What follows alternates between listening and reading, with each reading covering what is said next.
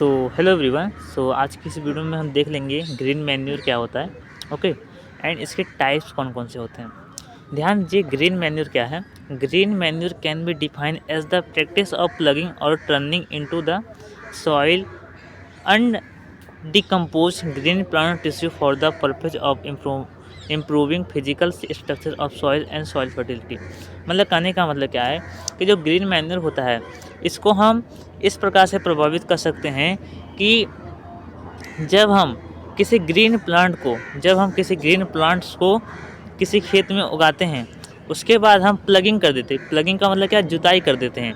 और जुताई करने के बाद जब वह ग्रीन प्लांट जब अनडिकम्पोज होकर मतलब अपघटित होकर जब सॉइल में, ठीक है, जब सॉइल की स्ट्रक्चर और सॉइल की फर्टिलिटी यानी कि मृदा की संरचना और मृदा की उर्वरता में वृद्धि करती है, यानी उसमें सुधार लाती हैं, तो उसको हम ग्रीन मैन्योर बोलते हैं।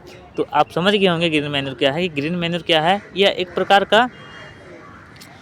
का प्रोसेस है जिसमें क्या किया जाता है कि ग्रीन प्लांट्स जो हमारे होते हैं, हरे वाले जो पौधे होते हैं, उनको हम उगाते हैं और उगाने के बाद क्या करते हैं, उसकी जुताई कर देते हैं। तो जुताई जब कर देंगे तब वो हमारा क्या डिकम्पोज होकर, ठीक है, यानी अपघटित होकर सॉइल्स की स्ट्रक्चर और सॉइल की फर्टिलिटी को बढ़ाता है। तो इसी को हम बोलते हैं ग्रीन मैन्योर। अब इसके बाद हम देख लेते हैं टाइप्स ऑफ ग्रीन मैन्योर। तो जो ग्रीन मैन्योर होता है ना, ये दो प्रकार के होता है। सबसे पहले हमारा इन सीटू होता है और दूसरा हमारा होता है एक्स सीटू। दूसरा क्या होता है हमारा एक्स सीटू। अब इस सीटू को क्या हम बोल सकते हैं, हम इसको बोल सकते हैं ग्रीन लीफ मैन्योर। अभी हम एक एक करके देखेंगे आखिर हमारा इन सीटू क्या होता है और एक्स सीटू क्या होता है। तो सबसे पहले देख लीजिए green manure in situ. In this systems green manure crops are grown and buried in the same field which is to be green manure. मतलब कहने का मतलब क्या है कि इसमें हम ऐसे सिस्टम का यूज़ करते हैं, या एक ऐसा सिस्टम है जिसमें हम क्या करते हैं, ग्रीन मैन्योर वाले जो प्लांट्स होते हैं उनको हम उसी खेत में उगाते हैं जिस खेत में हमें हमारा ग्रीन मैन्योर देना होता है। ठीक है, मतलब कहने का मतलब क्या है कि मान लीजिए आपको कि ये हमारा एक पार्टिकुलर एरिया है।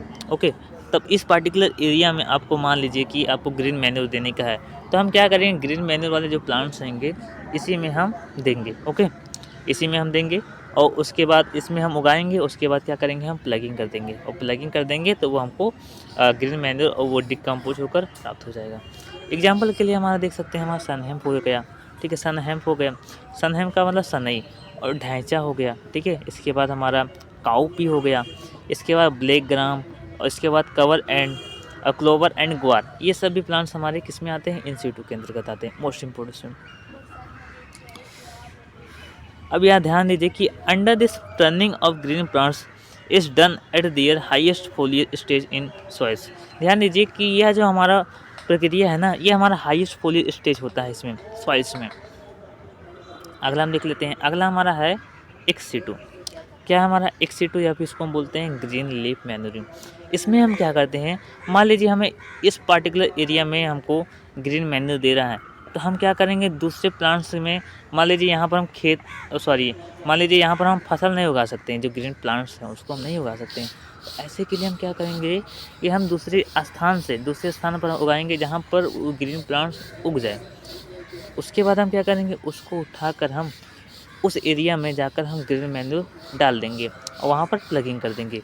मतलब कहने का मतलब क्या है कि दूसरे स्थान से हरी पत्तियों को या फिर हरी वाली खाद वाली फसलें को लेकर आकर किसी दूसरे खेत में डालना ही हम उसको बोलते हैं ग्रीन लीफ मैन्योर। मतलब दूसरी जगह से लाकर आकर डाल रहे हो।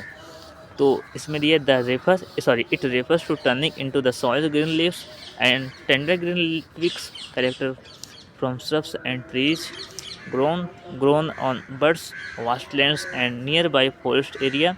The trees and shrubs used are Glycidia, Sesbina, Specia and करंज। ये सारे हमारे एग्जाम्पल्स है जिसमें हम उगाते हैं। जैसे हमारा करंज हो गया, करंज हमारा मोस्ट इम्पोर्टेंट है, स्पेसिया हमारा हो गया, सेस्पिया भी हमारा हो गया। तो थैंक यू सो मच। कैसा लगा वीडियो आपको कमेंट करके बताइए। Thank you.